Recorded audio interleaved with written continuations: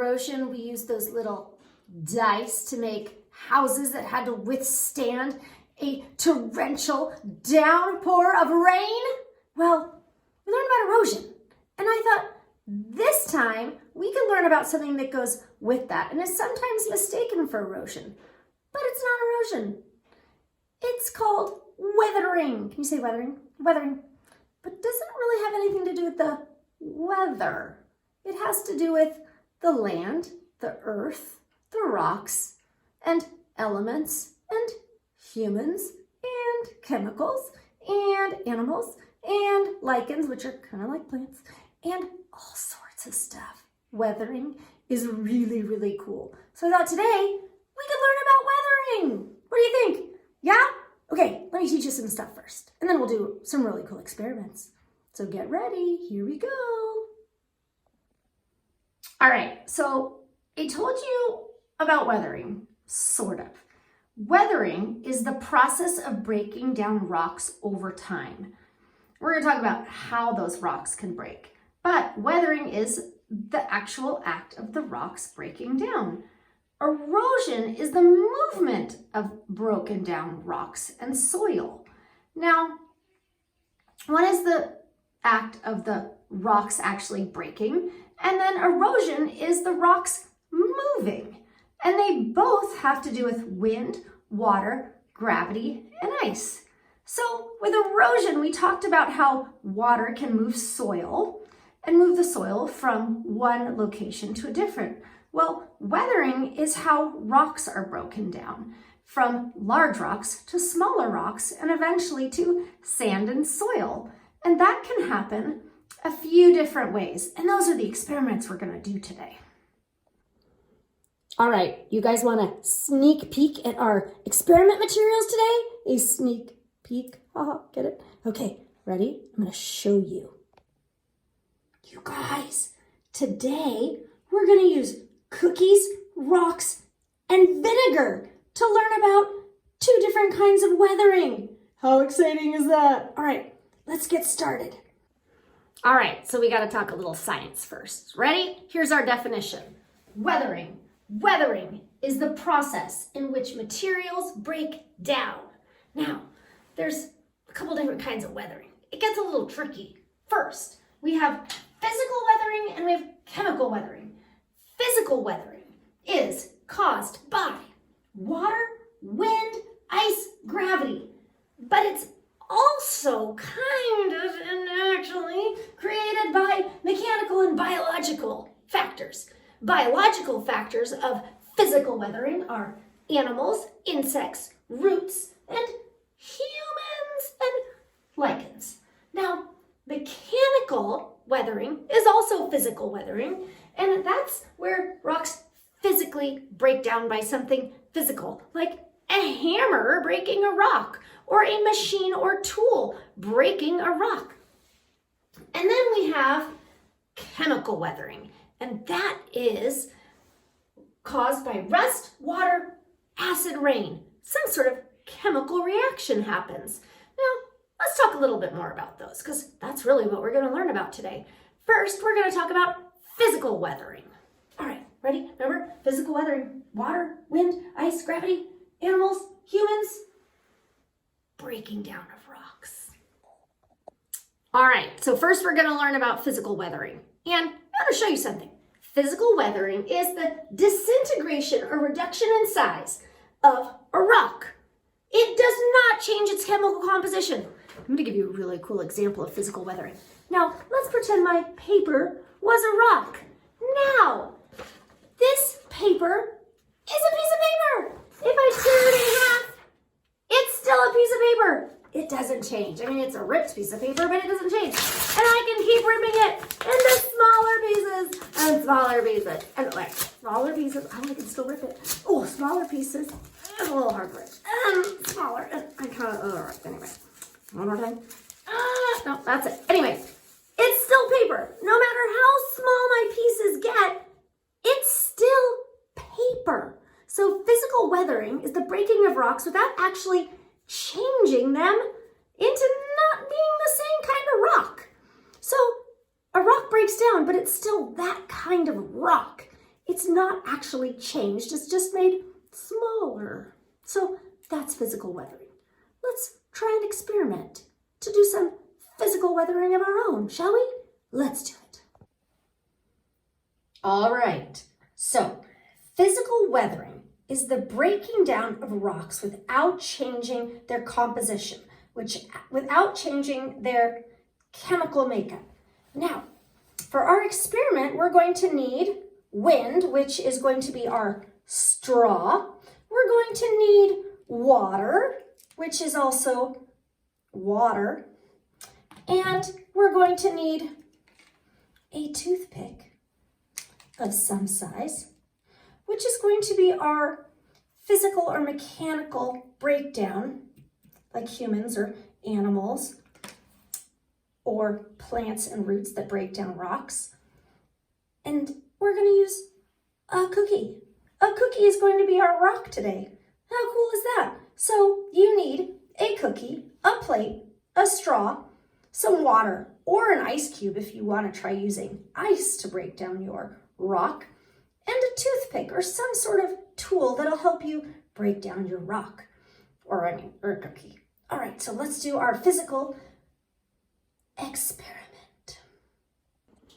Okay, I like charts. Do you guys like my handy dandy diagram here? So on a piece of paper, I want you to make 2 charts that we're going to record our data on. We have our physical weathering chart that has 4 squares, one for plain, that's just our regular control cookie.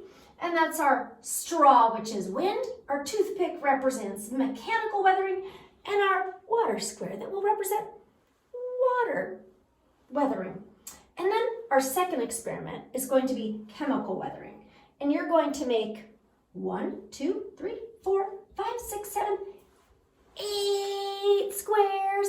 And in those 8 squares, you're going to write 0, 1, 3, 5, 7, 9, 11, and 13 hours. Hours? What? Oh, 13 hours. That's a lot. Don't worry about that. Anyway, so go get a piece of paper, make your charts, and we're going to start our experiments.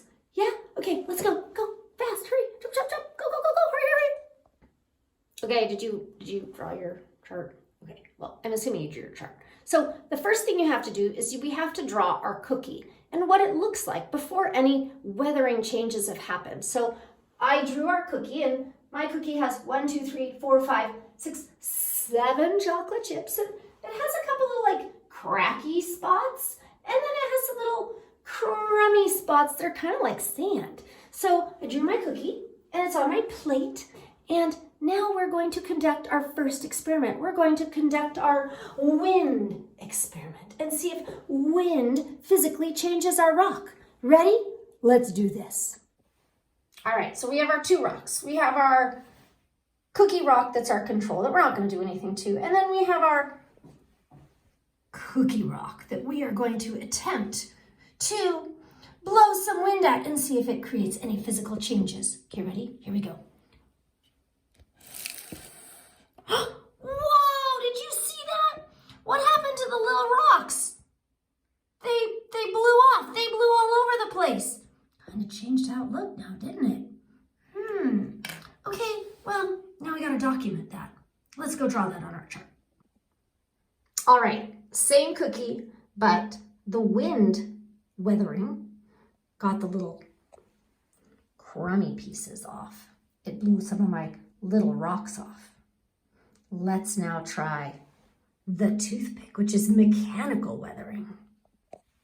All right, so I'm going to take my toothpick and I'm going to see what happens if animals or insects or humans change the rock. Now, let's see what happens. Looks kind of like, oh, it's breaking. Oh, look at that. Oh dear. Oh dear, it's broken. Oh, it's broken into pieces. It's still a cookie, but now it's a broken cookie. And that's mechanical weathering.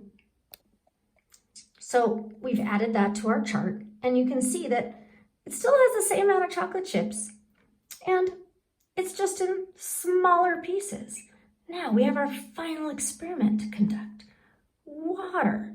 What will happen when water weathers our rock? Let's see. All right, so here comes a rainstorm. Whoa! Oh, it's breaking my rock down. Can you see it? It's breaking it down. It's starting to disintegrate and break into smaller pieces. Now, I have a little added experiment for you to do. What if you now took this plate with these broken rocks in this water and you stuck it in the freezer and froze it like it might happen in nature? What might happen to the rock or the cookie when it's frozen? And then what would happen when it defrosted?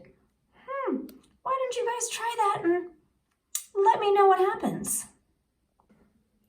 Okay, I added my broken rock to our chart. Pretty cool. I wonder if you guys now are gonna go try the ice weathering experiment. I think you should. All right, so experiment number 1 explored how physical weathering changes rocks. And as we observed, it really only changed its physical appearance and changed the size of it, but it didn't actually change our rock, right? It's still a rock, just in smaller pieces. Some are a little mushier, but anyway, it just changed the size. So physical weathering is the breaking down of rocks through physical change. Now, there's another process of weathering, and that is called chemical weathering. Now, chemical weathering is where the minerals are actually changed. Water's usually essential, and there's a chemical process that occurs, which means that it actually physically changes the composition of the rock. It might change the size of it, but it for sure changes the chemical minerals in the rock. And it's interesting because often chemical weathering makes the rocks smoother. Oh, did you see that? Smoother. The rocks are smoother typically after chemical weathering, or they've changed in some way, not always by size, but for sure they are no longer the same type of rock after chemical weathering has occurred. Let's try our own chemical weathering experiment. Now, here we have our chart. We're going to need this, our chemical weathering chart, and we have to draw our rock. Now, this is our rock. You see it?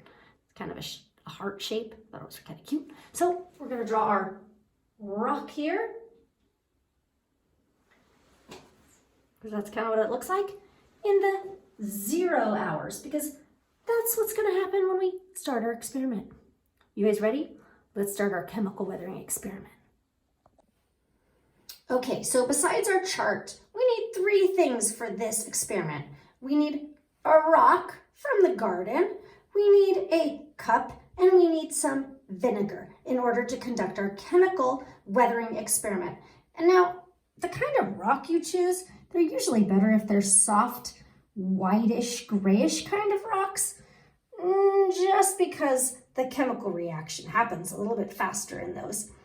And we need a cup of vinegar. So, shall we get started? I think we should get started. All right, so we already documented what our rock looks like at 0 hours. We're gonna put it inside our cup.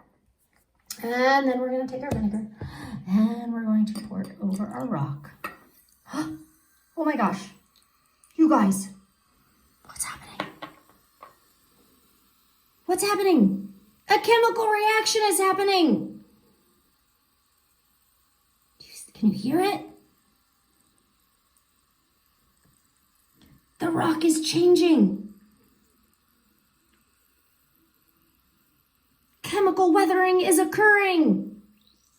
Oh, do you see the bubble? Whoa. All right, now we are going to observe our rock, and then we're going to come back in an hour and see what's happened.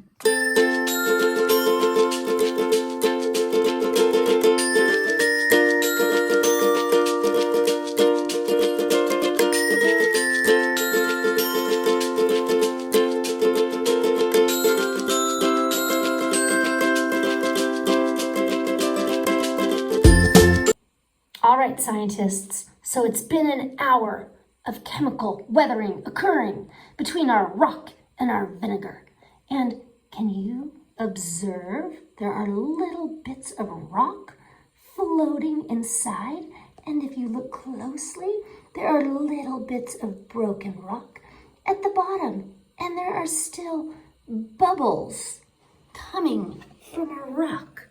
And our vinegar is very murky from the minerals that are coming out of our rock due to chemical weathering.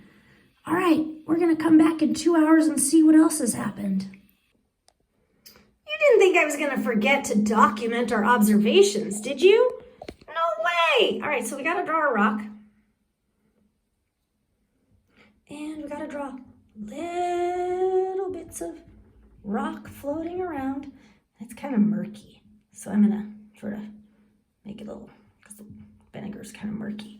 All right, see you in 2 hours. All right, it's been 3 hours.